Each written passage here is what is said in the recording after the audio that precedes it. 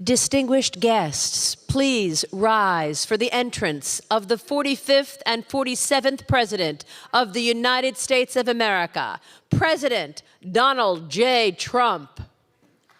And His Royal Highness, Prince Mohammed ibn Salman ibn Abdulaziz Al Saud, Crown Prince and Prime Minister of the Kingdom of Saudi Arabia.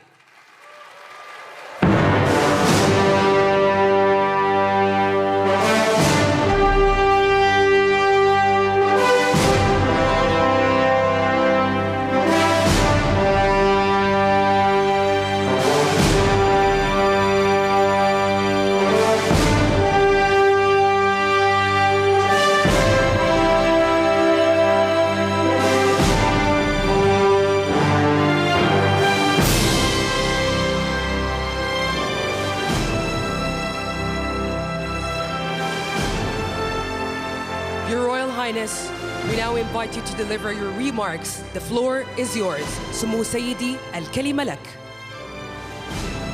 فخامة الرئيس دونالد ترامب، الحضور الكرام، يسعدنا نلتقي بكم اليوم في واشنطن بعد 6 أشهر من انعقاد منتدى الاستثمار السعودي الأمريكي في الرياض، الذي انعقد خلال زيارتكم فخامة الرئيس، حيث وضعنا الأسس لشراكة تقوم على النمو والتنويع الاقتصادي والابتكار، كما وقعنا وثيقة الشراكة الاقتصادية الاستراتيجية بين بلدينا في خطوة تاريخية لترسيخ التعاون الاقتصادي. واليوم يسرنا توقيع اتفاقيات ومشروعات استثمارية جديدة تتضمن قطاعات الدفاع والطاقة والذكاء الاصطناعي والمعادن النادرة والقطاع المالي.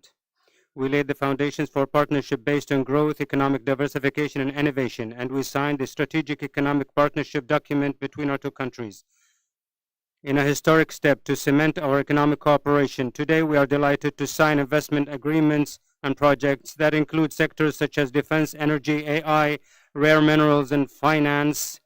This will contribute to generating huge job opportunities in our two countries and to economic growth. We contribute to strengthening our historical relations and developing investment tracks between our two countries in line with our ambitions.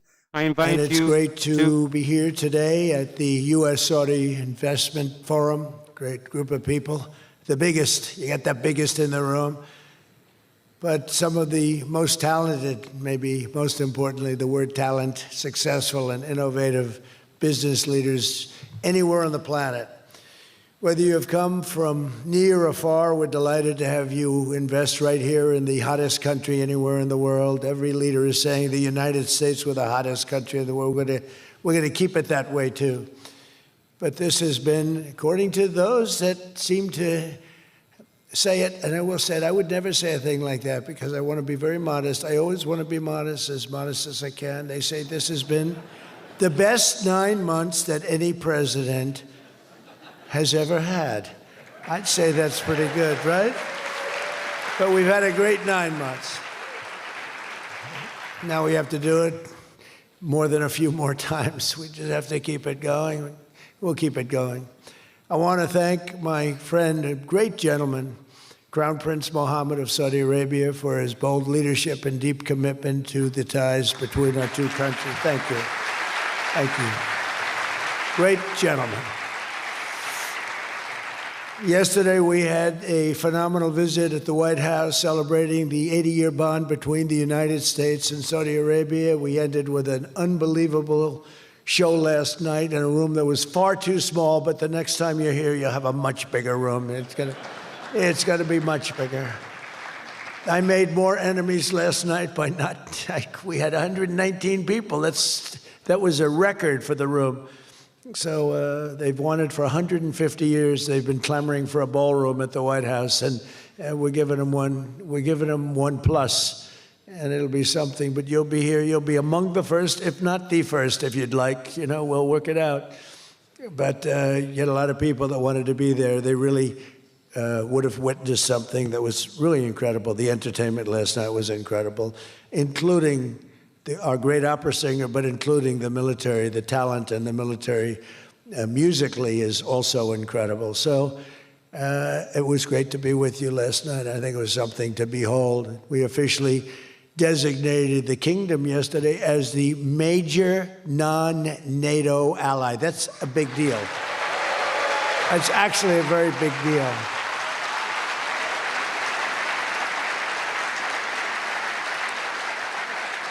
It's a great honor.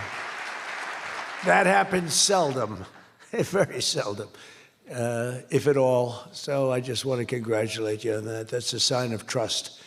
We signed a historic strategic defense agreement yesterday also, and that's something that is likewise very rare, and it's a very honored company that you're in. And we're going to be selling Saudi Arabia some of the greatest military equipment ever built. We build the best military equipment in the world by far. That's why we do the most business, including nearly 300 American-made tanks is what you're buying, among many other things, the airplanes, and we're working on getting that approved very quickly. It's already approved, but don't worry.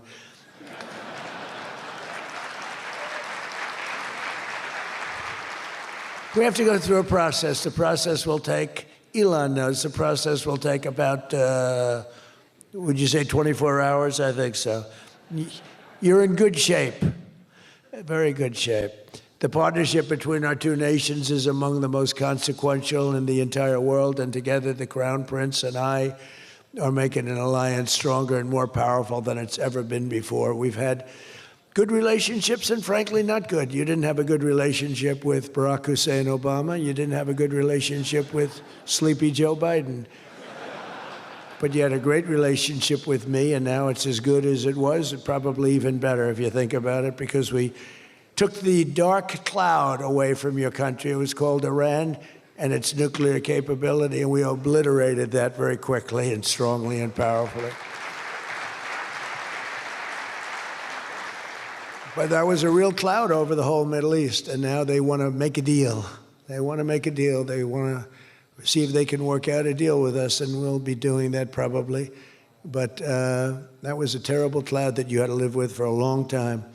22 years they were thinking about doing that, the B-2s. That was even before the B-2s. Those B-2s, what machines they were, they flew in, they were undetectable, and they dropped their payload, and every single bomb hit its exact mark, which was a shaft going deep into the mountain. And every single one of them hit, and it was total obliteration. And then I was criticized by some of the fake news for saying the word obliteration was too strong, perhaps. They had no idea. Nobody saw it. 3 days later, when the Atomic Energy Commission went, they said it was total obliteration, beyond obliteration, they said.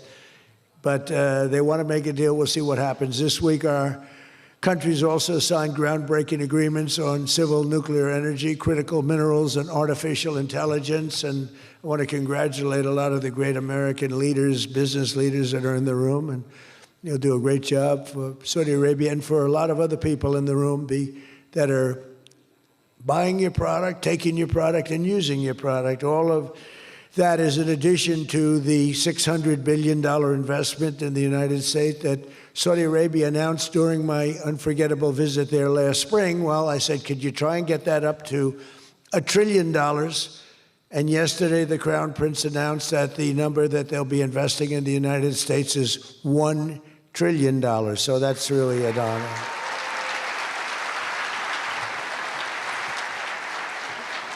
And we just took a picture backstage with some of the great business leaders and some of the great people, friends of mine from your country, and beautiful picture. And while we were taking the picture, I said, could you make it 1.5 trillion? So he's got something to think about. I don't know. We'll get something. I think we'll get something, Scott, right? But many of you in the room are playing a key role in making these projects happen, and we're told that $270 billion in agreements and sales are being signed between dozens of companies, and that's just happening today, $270 billion. That's big stuff. So on behalf of the thousands of American workers who I care about most, I want to thank you for bringing all those jobs and all those great opportunities to America and bringing great wealth to America. We've become a very wealthy country. We have a couple of little things. We're waiting for a decision. We hope that's going to be good, but if it's not, we always find ways, we find ways, but we've done things that nobody thought were possible. And We're taking in trillions and trillions of dollars. Tariffs have been, frankly, the best thing that's ever happened to our country. They've always been used against us, and we never had people that were smart enough to use them in the opposite direction. But now you do, and we have taken in trillions of dollars, and it's been absolutely amazing. We're going to be doing a dividend to the people, low and middle income, moderate income people, of at least $2,000. In addition to that, we'll be paying down debt very substantially. It's the kind of money we're taking in. And really, countries that took advantage of us are no longer taking advantage of us. Friends, some of our friends treated us far worse than our enemies on trade anyway, and we've got that all straightened out. And everybody's happy. They respect us again. You know, it's like one of those things. I think they like us better, and they actually respect us, and it works out much better for us, too. But I especially want to thank our numerous Saudi friends here today, including the ambassador to the United States, a friend of mine, Princess Rima. Thank you very much. Great job. Great representative you have. You sent a good representative. And many distinguished ministers and members of the cabinet, governor of the Public Investment Fund. Where's Yasser? Yasser's here someplace. Sometimes I see him dressed both ways. I don't know. It's cooler that way. I'd dress that way if I could. Yasser's terrific. He's a terrific man, actually. So thank you very much, Yasser. And Secretary Scott Bessent, who's been fantastic. Where's Scott? We're thinking about him for the Fed, but he wants no part of it. He likes being Secretary of the Treasury. I think we'll leave him. So let's cross your name off, right? Officially, right? Remember, you said that. I love the Fed job. To me, it's the easiest job in the world. You play golf for 28, 29 days, then you go and make a little speech, tell everybody, in the case of the current guy, the wrong information because he has no clue. But if you have good instincts, you know, it's all based on instincts. I see they want to hire 3,000 economists, 3,000, to report to the Fed chairman. What are they going to do? Take all this information? 3,000 economists. That's why they're spending $4 billion on renovating a building that should have cost $25 million to do. They should have spent $25 million. They're building a basement into the Potomac River. I could have told them that's very tough to do and it doesn't work and it's very expensive. But they're up to $4 billion headed by this clown. But we have 3,000, think of it. They want to hire 3,000 economists. So they took a poll and they interviewed 71 people. And of the 71 people, 2 people got it right. 2 people. One was a great economist whose name I won't tell you because I don't like him personally, but he is good. And the other one that got it the most right was a man named President Donald J. Trump. Do you believe it? And I didn't have an economist. Well, I had Scott. But we got it right, didn't we? Huh? We got everything right. Doug Burgum, where's Doug? Will you please drill a little bit faster? Between him and I'll tell you, you and Chris was great on television, and he's setting records. They're setting records, but I'll never be satisfied. Drill, you know, we got elected. Drill we must, I called it. Drill, baby, drill. Con Edison, a great utility from New York many years ago, they used to have it said, drill we must and dig we must. So when they were digging in a road, they'd have a sign, dig we must. Well, now we're putting those utilities to shame because I'm allowing all of those AI plants that are being built to build their own electric generating force, and they're building them like nobody's ever seen, and they're coming up with ideas and new contraptions like nobody's ever seen. And this way they can't blame me for not producing electric. I said, you produce it yourself. And actually, they didn't believe I was saying that because nobody ever thought of a thing like that. They're building a massive plant. They were going to hook it up to a 200-year-old grid. And you know that wasn't going to work because there's no way of doing that. No way we could have done that. And I had the idea. This was my idea, approved by a couple of people. I said, why wouldn't that happen? They're building a plant for $50 billion. You know, if you build a shopping center for $50 million, it's okay. It's not a bad shopping center. 500 million, you're talking about top of the line. 50 billion. So when it was first explained they're spending 50 billion, I said, no, you mean 50 million. No, sir, we mean 50 billion. And then I saw some of them that were the size of Manhattan. I said, they did mean 50 billion. And I said, well, what you're going to do is with that, how would you like to build your own electric generating plant? And they looked at me like I was crazy, because something like that, they really didn't understand it. The smart guys, they didn't understand it. They said to me at the next meeting, sir, the biggest problem we have will be electricity. I said, you don't understand. I told you last week, you're going to build your own. I'm giving you approval to build your own plant, and you will be approved within a period of 2 to 3 weeks. It used to take 20 years prior to termination. In other words, you would wait 20 years and you wouldn't make it. You'd be voted down 5 to 4. I said, we're getting you approved in a 2-week, 3-week period. In fact, Lee Zeldin, one of the superstars of this administration, I said, Lee, if it's oil and gas, get them approved in 2 weeks. If it's nuclear, add another week.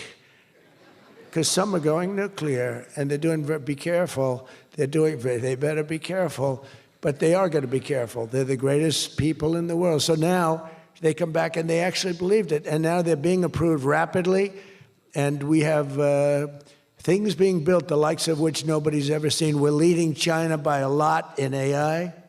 And we're also bringing auto plants in from Canada and from Mexico. They took them, and they're all coming back.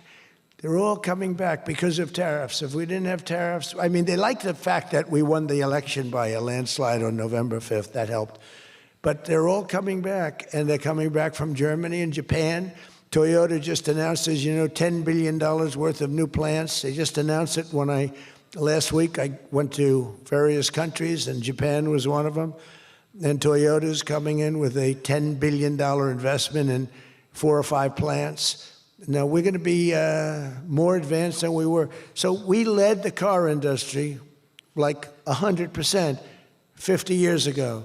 We led the chip industry 30, 40 years ago. We had 100%.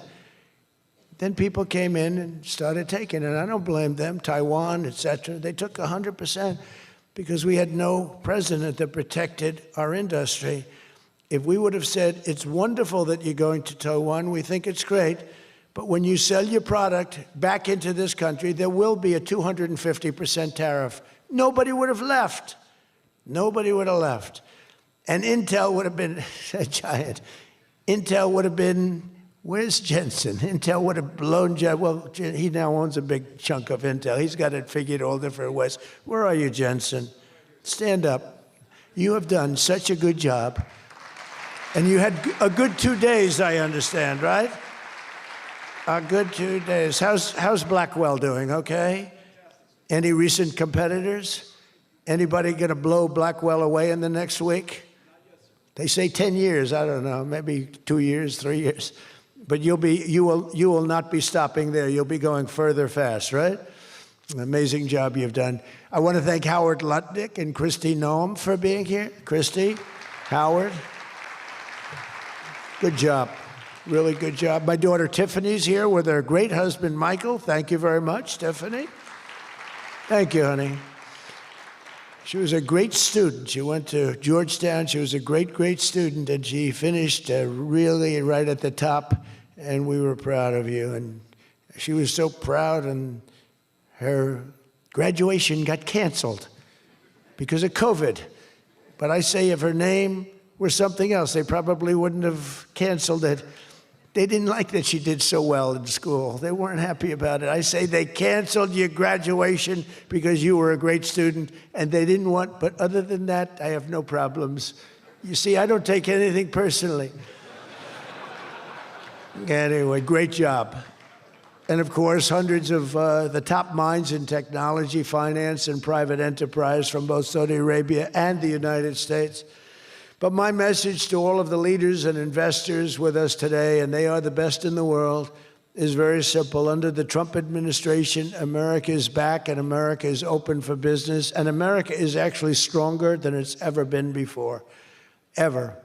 We rebuilt the military in my first term. Foolishly, we gave a little bit to Afghanistan, but not very much compared to what we built.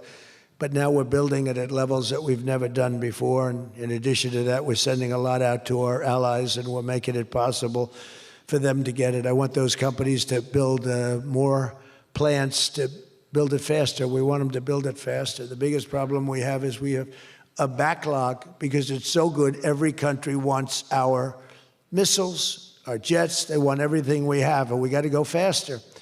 We just have a new plane, the F-47. It won a very strong competition. It's the newest, and that was won by Boeing. By the way, Boeing is doing an amazing job of coming back. Kelly is doing a great job.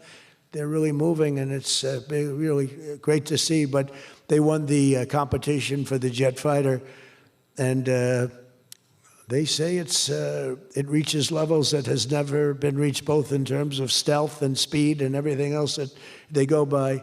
So they're just completing their factory, and they've already started work on the F-47. How did that number get chosen? I don't know, but I didn't pick it. I did not pick it. It was said, "Sir, we'd like to present you with the F-47. I said, "That's an unusual number. How did you pick that number?" After 4 years of economic nightmares under the previous regime, sleepy Joe Biden, he was a sleepy guy, wasn't he? Think he would have been here today? I don't think so. Americans have rejected the failed, and they were really failed, far left models that you were looking at of high taxes and massive spending, soaring costs, crushing regulations, and trillions of dollars in green new scams. Everything was a new scam, green, green, green. Look, I'm all for the environmental everything. I'm all for climate change. You know, they have new word, climate change. It used to be global warming. It's global warming. Well, that didn't work. It started coming down. They did the global cooling thing. Then they just said, we can't keep up with this. It's too much. So we'll go, perfect words, climate change. They're covered. If it rains, if it snows, if it's warm, it's climate change is destroying the world. Remember? The world was supposed to have been gone 2 years ago. They gave us 12 years, Howard, to live, right? 12 years. But that was 14 years ago. The world was going to burn up, but it got actually much cooler. They know these people. It's a little conspiracy out there. We have to investigate them immediately. They probably are being investigated. Their policies punished success, rewarded failure, and produced disaster, including the worst inflation in our country's history. We had the worst inflation in history, and now we have a beautiful normal inflation. It's going to come down over the next few months a little bit more, but we have a nice normal inflation. We had the highest inflation in the history of our country. 9 months ago, our country was dead. But now America is the hottest country anywhere in the world. We're the hottest country. I don't care what country you're with. America is the hottest country considered. And we did this in a period of 9 months. We're a little longer than that, but it took me about 2 weeks to get started. We're rewarding those who build and create, invent, and invest in the USA. And you know, our tax, I call it the Great Big Beautiful Bill. It's the biggest bill ever passed in the history of Congress. And Scott and I and all of us, we sat down and we said, let's do it, along with the Speaker and John Thune and everybody, said, let's do it all in one bill. And a lot of people were they said, you'll never get it approved. And we didn't have a huge majority. We had a huge presidential win. We won everything. We won all 7 swing states. We won the popular vote by millions. We won everything. But the one thing, we won one, it's called districts. The country has districts, and we won in terms of districts 2,750 to 550. And that's why when you see the map of the election, it's the whole country, it's all red, and it's pretty amazing. 2 little blue streaks on the right and on the left, and they're very little and getting smaller. But it's been pretty amazing. But in 4 long years, Joe Biden secured less than $1 trillion. In 9 short months, I've secured $18 trillion to rebuild our factories, create hundreds of thousands of jobs, and bring back those Beautiful words, made in America. So think of that. He did less than $1 trillion in 4 years, and in 9 months, we've done more than $18 trillion, okay? That's called success. And we think that by the end of the first year, it'll be over $20 trillion. So, and thank you very much. You helped with that little boost you gave us, that little increase. We appreciate it so much. We appreciate you. So as just one example, under the deals being signed this week, workers at GE Aerospace, I think he's here. Where is he? Stand up. What a job you've done with your new engines. And where are you? You're there. It's not a very good location for you. I thought you have been amazing. Great new engine that's supposed to be more efficient, more powerful, and less costly. That's not a bad combination. But GE Aerospace will soon be delivering dozens of new airplane engines for 787 Dreamliners in Saudi Arabia's commercial fleet. Big order. It was a big order just secured. Every new job and every new factory created by these announcements builds up our middle class and really strengthens the industrial backbone of America. And, you know, I view it differently. I used to view it as it's great, great, great. The stock goes up. I view it, everything as jobs now because I don't care. I care about jobs. And we have more jobs. It was just announced we have more jobs right now than we've ever had in the history of our country. Those are big numbers. You know, it's like crazy. It's just a great stat. More jobs today than we've ever had in the history of our country. And we're going to be producing a lot more are coming. In my first term, we built the greatest economy in the history of the world, and now we're do it again, but this is really bigger and better and stronger. The first term, we had what was considered the best economy that any president has ever had. That's nice. And we got hit with COVID, remember? And we did a great job with COVID, but that was a horrible thing for the whole world. The whole world suffered. Your country suffered. Everybody suffered. And despite that, we had the greatest economy. And before that, forget it. We blew it off the charts. I'll never forget, I met with pollsters the day before I got the news about COVID, but I met with 2 pollsters because we were starting to think about the next election. They said, sir, if George Washington and Abraham Lincoln came back from the dead and they aligned and they went for the president, vice president as a combination, you'd be beating them by 25 points. And then the next day I was told that something strange is happening. There's a lot of death being reported in a certain country. I won't tell you which one because that country is well represented here, but you know which one. And thousands and thousands of people are dying. And I said, that's strange. What would that be? And it turned out to be a disaster for the world. There's, you know, like nothing has been seen like that since 1917.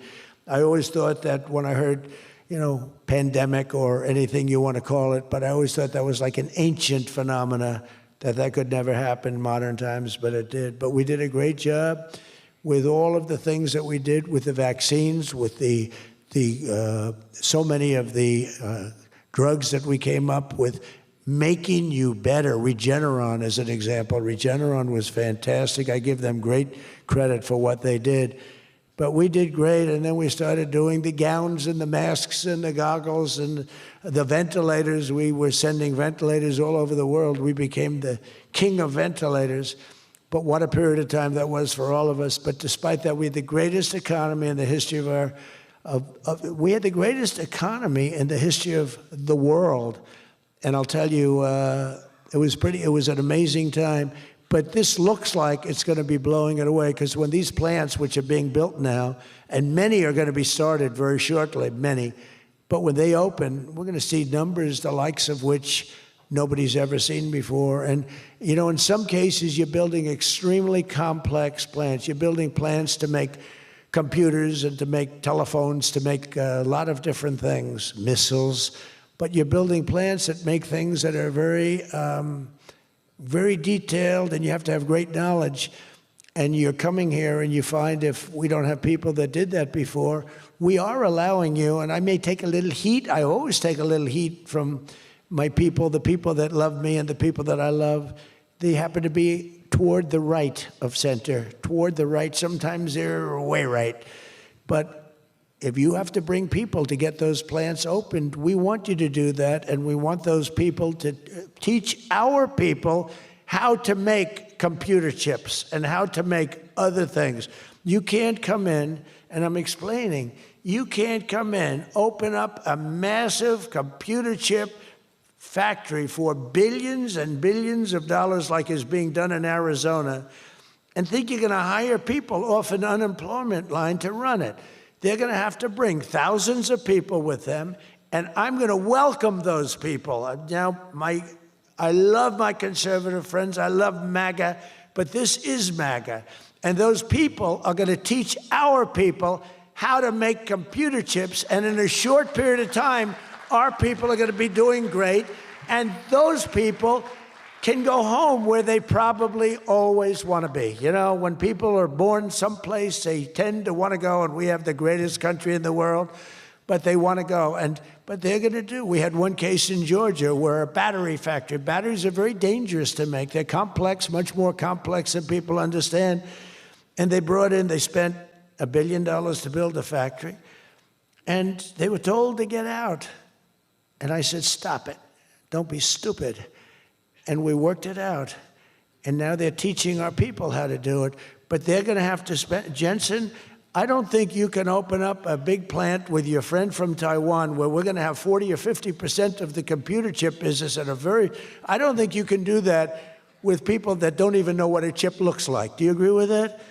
So somehow, you know, the people that are against this are really, really smart.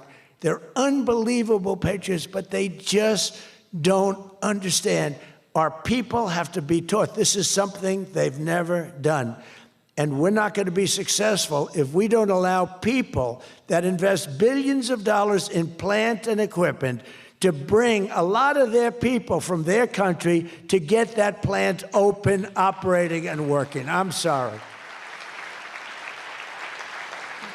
So my poll numbers just went down, but with smart people, they've gone way up. They've gone way up.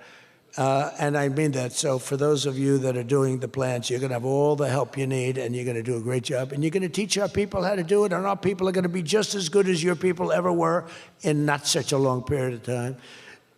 Since the election, the stock market has set, and this is a little more than 9 months, 46 all-time record highs.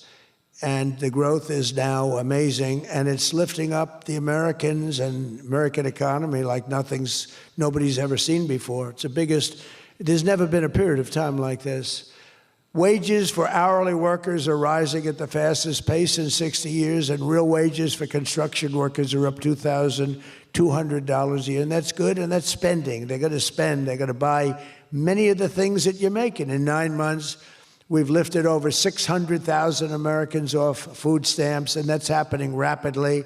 You know, when we had the problem 2 weeks ago on the SNAP, and they talked about all of this, the numbers. So when I left, which was a rigged election, by the way, but that's okay. You know, they used to go crazy. I'd say rigged election. Oh, nobody complains anymore because now they realize it was, and it's been proven, and it continues to be proven. But when I left, that number was $7 billion. Now it's $47 billion. That's Biden. So if you think about it, if Kamala, who's the same basic thing, grossly incompetent, he was incompetent, they're all incompetent because their policies are incompetent. Open borders, men playing in women's sports, transgender for everybody. I mean, they got the worst policy. I don't talk about it too much because if I talk about it, they might change. So, no, I don't talk about it. I tell people, don't talk about it. Wait till 2 weeks before the election and hit the hell out of them. Right? We talked about that, right, Elon? He said, we wait 2 weeks before. It's almost like you're in a war. Don't shoot yet. Don't shoot. Hold your fire. The enemy's rushing. Hold your fire. Don't shoot. Okay, now you can go. 2 weeks before. But I watched a guy the other day, a congressman, fighting for men playing in women's sports. And the new weightlifting record for a certain weight was just set. The man was 119 pounds higher than a woman champion who was a phenomenal champion. beat her by 119, and he was an average lifter prior to transitioning. A lot of the Saudis that are sitting here saying, what the hell is he talking about, transition? They don't do, Yasser, they don't do a lot of transitioning. They're sitting here, the Saudis are saying, what is he talking about? They're saying, what do you mean women are playing against men? No, that doesn't happen, does it? Yeah, it does. These people are crazy. 1.9 million more American-born workers are employed today. Think of that, than when I took office. So we picked up almost 2 million workers, and more Americans are now working, as I said, than at any time in the history of our country. Under Biden, 1 out of every 4 new jobs went to increase the size of the federal government. So in other words, 1 out of 4 was a federal worker. Well, I love our federal workers, but that's not the way you can build a country. It's a short road to a disaster. Under my administration, 100%, think of that, of all new jobs created came out of the private sector. In fact, the federal government, we cut thousands and hundreds of thousands of jobs out of the federal government. Now, if I wanted to do something for purely political reasons, I'd say, Susie, let's hire a couple of million federal workers. And you know what happened? Unemployment is unbelievable. We don't do that. They did that. They used to hire workers in order to fudge up the numbers. The federal workers. By the way, Susie Wiles, most powerful woman anywhere in the world by the biggest, most important magazine. Susie Wiles, she had a father, Pat Summerall, the great announcer, football. He was a great football player, became an even greater, the voice of the NFL, and he was supposed to be a tough cookie, and I believe it 100%. Most powerful woman in the world. She can take out a country, destroy, take out a country with one phone call. That's power. I don't know if I could do that, but she could. Thank you, Susie. Do you feel good about the job you're doing? Huh? She's never going to be satisfied. She's doing a great job. We're also making incredible strides to make America affordable again. That's a new word that they're using. Affordability, they talk. They had the worst inflation in history. They had the highest prices in history. The country was going to hell. The only thing that we're going up in is our stock market, okay? The only price that we really have, I mean, we're bringing prices down, but they came up with a new word, affordability. And they look at we are all about affordability, and everyone assumes that that meant that, no, their prices were high. If you look at the numbers, since I took office, core inflation is now below 2.7%. It was at numbers that nobody had ever seen before with them. Walmart just announced that the cost of their standard Thanksgiving meal is reduced by 25% this year from last year. So they make, look, the Democrats, I don't know, some of you are probably liberal Democrats. I don't know about in your country. I don't know if you know that word, liberal. The word liberal doesn't exist. But they have a new word now. You can't use liberal, you have to use the word progressive. And I don't like using it. It's a beautiful word, progressive. Progressive, that's not them. They're regressive. No, they're regressive. Think of it. So if I don't get in, we have $20 trillion. Let's say she gets in. Instead of $20 trillion, you'd lose $10 trillion, and your welfare and other benefits would go up by 30%. Look at SNAP, look at what happened there. From 7 million to 47. From 7 billion to 47 billion, it would be that. So we would lose business, countries and companies and people would flee our country. They would flee, and all of the other things would go up. In other words, would end up with the shell of a country, and I'm being nice when I use the word shell. This country would have been in big trouble, and I don't want to get him in trouble, but that gentleman right there, the most respected man in the room, that's today because we're here.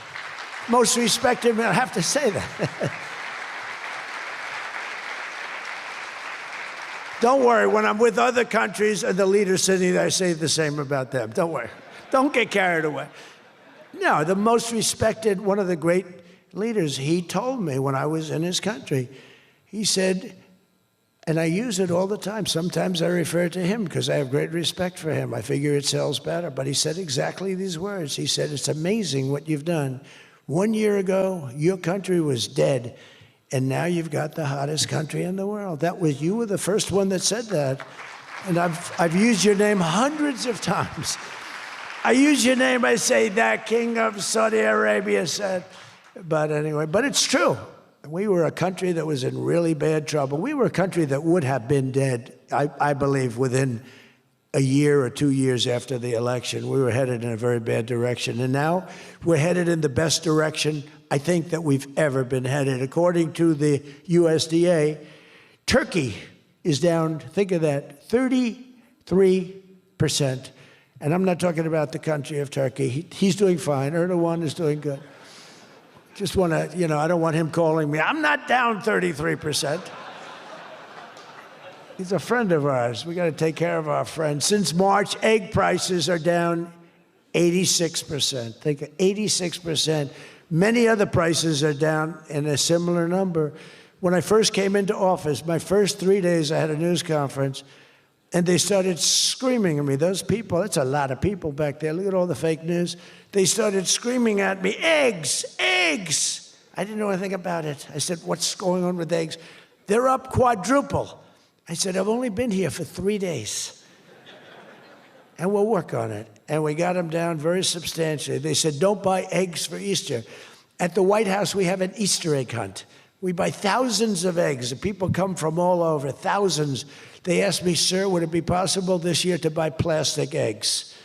I said, I'm not buying plastic eggs. The kids are going to pick up an egg. They're going to, what the hell kind of an egg is this?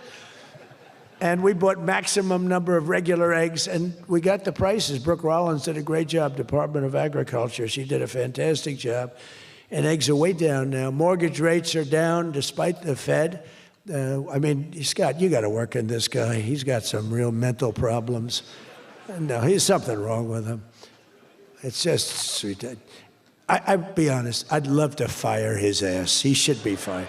Guy's grossly incompetent. And he should be sued for spending $4 billion to build a little building.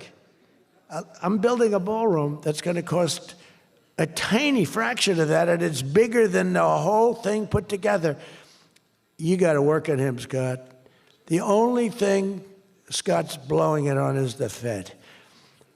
Because the Fed, the rates are too high, Scott. And if you don't get it fixed fast, I'm going to fire your ass, okay? I can't tell you, Scott, sir, don't fire him. Sir, please don't fire him. He's got 3 months to go. Don't fire him. I want to get him out, Scott. Please. He's a voice of reason. You're very lucky you have him, I'll tell you that. Done a good job. I think Howard's a little bit more for firing him. Right, Howard? I think Howard would say, get him the hell out of there. Anyway, well, congressional Democrats wanted the largest tax hike in history. They wanted to raise your taxes by 42%, 44%. I proudly gave you the largest tax cuts in American history. Don't forget, the great big beautiful bill doesn't kick in until January 1st. So all these numbers that you're reading about, all these great numbers, that's without the tax cuts. The tax cuts take effect on January 1st, and that's no tax on tips, no tax on overtime, and no tax on Social Security for our great seniors. Even people that go buy a car, they've never had this. Middle-income people don't know what the word deduction is. They don't know. This room, they live on deductions. Me too. How much of a deduction do I get? We all live on it. Middle-income people, they don't know about that. They don't really have deductions. We're giving them a deduction on the interest if they buy a nice Tesla car and they borrow the money. You're so lucky I'm with you, Elon. I'll tell you, has he ever thanked me properly? Although I do let him buy other than electric cars, but these are minor details. We had a mandate, which even Elon thought was ridiculous, that everybody has to have an electric car by 2030. And once, fortunately, he said, that's a ridiculous thing. So I keep quoting, but I'm giving them a deduction. Now, Elon would like to have it differently. a deduction only if you buy a Tesla, right? But we'll let it be for everybody. But think of it. You get a deduction on the loan, on your interest payment. I think that's going to be an unbelievable boon to car sales. I think it's one of the biggest things, and we'll see, but I think it's going to be. And the biggest thing I've done for business and jobs is deductibility, where all of that money that you're spending, 100%, think of it, expensing for all new equipment purchase, factory construction, including structure. Every single thing you're allowed to deduct, expensing 1 year. And that's what made our first tax bill, in my opinion, more than anything else, bringing your money back in. We have that, we have everything. Trillions of dollars, hundreds of billions, but trillions of dollars. Apple alone, Tim Cook brought in hundreds of billions of dollars. You couldn't do it under the old tax code. You'd have to pay so much tax, and just the bureaucracy of it. We made it very simple. We charged a fair rate, and we took in billions. Well, we have that. But the expensing, to me, was the thing that made it so successful. And the other thing is all of those tax cuts that we got, that was the largest tax cut in history. On top of adding to those cuts, we extended the original tax cuts. If we didn't extend, you would have had about a 58% tax increase from that point, and we were able to get that extended. So I want to thank the Speaker of the House, and I want to thank John Thune. And a lot of people thought that bill, because we put everything into that one, we took 4 years' worth of things, and we put them into the great, big, beautiful bill. And we got it passed. It was close, like about a quarter of a vote. It was on fumes. We thought for a couple of moments we were not going to be able to get it. Then we would have had to have it in 9 or 12 or 14 different bills. And I don't think we would have gotten many of them approved. We would have gotten some easily approved, but some we would have gotten no votes on. By putting it all together, we got everything. And it was a great job, and I think someday it's going to be appreciated. But among other things, it's the biggest tax cut in history for people and for businesses. So just enjoy it, and think of me every once in a while when you're hiring new people and making a lot of money. You just think about us. But I'm cutting a record number of job-killing regulations. That's the other thing. And I've already slashed more than $1 trillion worth of regulations this year. My last term, I gave the largest regulation cut in history, and now we're doing it again. In fact, for every new regulation, they're mandated to cut 10. And so far, it's for every new regulation, they've cut 30. So they have the idea. And very importantly, we stopped Joe Biden's radical crusade to kill oil and natural gas. Somehow, I don't think Saudi Arabia would like me too much if we decide to kill oil and natural gas. There's nothing like it. It works. Windmills don't work. Other things, I don't want to get into it too much, but they don't work. What does work is natural gas, oil, nuclear, and other things. But the windmills are a disaster. I am the biggest negative person on windmills. They ruin your locations. They ruin. When I look at some of these countrysides that are littered with windmills, and every time it goes around, you lose money. The country loses money. It's a disaster. And I just hope that some of these countries that are losing their ass, we have countries that are going bankrupt because they're putting windmills all over the place. You're supposed to make money with energy, not lose money with energy. And we talk about oil, and we talk even clean, beautiful coal. I said, you're not allowed to mention the word coal unless you precede it by saying clean, beautiful. So I have my people in the office, they're talking about coal, right? And they're going, sir, a clean, beautiful coal is doing very well, sir. And then 2 minutes later, clean, beautiful coal. Then he mentions the third time, sir, coal. No, it's clean and beautiful. Because it needs a public relations help. Coal needs a little help, public relations-wise. So we refer to it as clean, beautiful coal, and it does have its place, that I can tell you. But we're streamlining permitting for all new energy projects, all new mining projects, and what used to take 28 days is now down to very little. But we had times when not 28 days, We had times when things would take 14, 15, 16, and even 20 years to get approved. We have a maximum day, 28 days. That's the maximum it'll take. It'll never take more. You can come in with $1 trillion factory. You can come in with what it takes a maximum of. You don't have to go years and years and years, be abused by bureaucracy. If you build a plant now, you're going to have your plant done within 28 days. And a lot of you are all, because I see everyone shaking their head, you're all agreeing. We're getting you approved by very smart people quickly.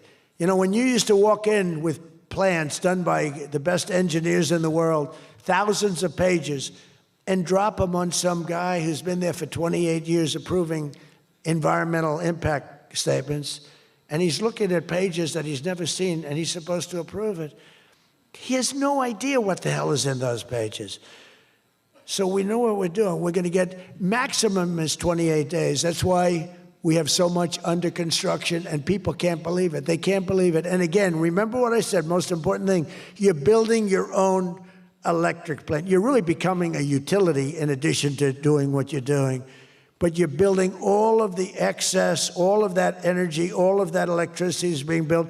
And your excess electricity, you can sell back to the federal grid. So we even make it there. Under the deals being signed this week, the world's two leading energy superpowers, America and Saudi Arabia, are partnering on energy like we've never partnered before. American Saudi companies represented here today are joining on liquefied natural gas, infrastructure, constructions, and making both of our energy sections, our sectors are becoming so strong.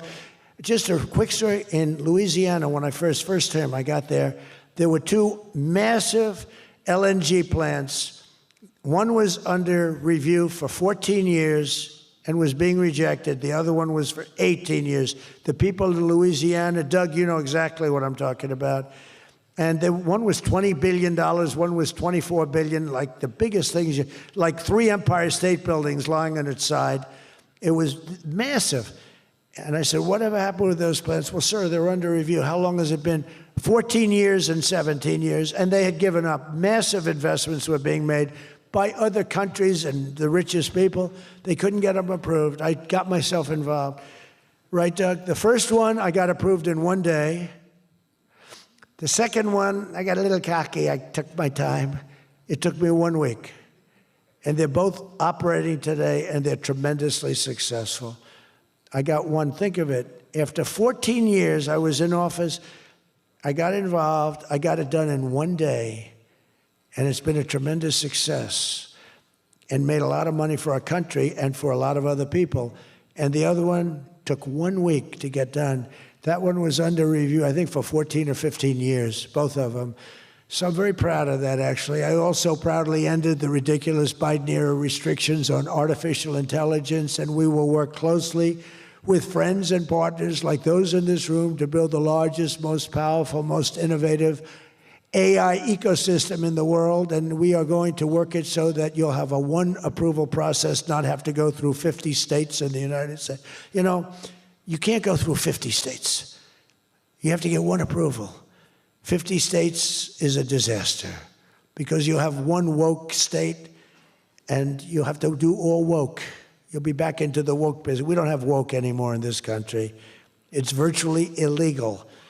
But you'll have a couple of wokesters, and we don't want to do that. We want to get the AI done, and I'm working with David. David's done a fantastic job. If he's here, I think he is. He is. Thank you. David's done a fantastic job. But we want one approval, one, and hopefully you have the right guy in the federal government. Hopefully you have the right president, but you have one approval, one approving body, not 50, not, hundreds of people all over the country looking at what you're doing. And basically you're forced to take the worst and the most onerous, right, Jensen? Are you happy with that, Jensen? Thank you. If Jensen's happy, I'm happy. But what's very important, we have to do that. And we have a couple of very good, very well-meaning senators that think every state should have a right to approve. We're not going to do that because that will not allow you to do what we have to do. And we'll get that straightened out. Together, the United States and Saudi Arabia are unleashing really the most incredible new prosperity together. and we're also making history and forging peace. And I've settled 8 raging conflicts, 8 wars. I've settled 8 wars. I have 1 to go. You know what that one is. I thought that was going to be my easy one because I have a good relationship with President Putin, but I'm a little disappointed in President Putin right now. He knows that. I thought that was going to be the easy one. I settled 1 war, 36 years. I got it done in 1 day. I had another one, 32 years, millions of people killed. Even Congo and the Rwanda, they had 10 million people killed. It was out of control. I got that settled. I have a man's father who happens to be in this room doing a great job, right? Got that settled. I settled 8 wars. And I'll tell you, His Majesty would like me to do something very powerful having to do with Sudan. It was not on my my charts to be involved in that. I thought it was just something that was crazy and out of control.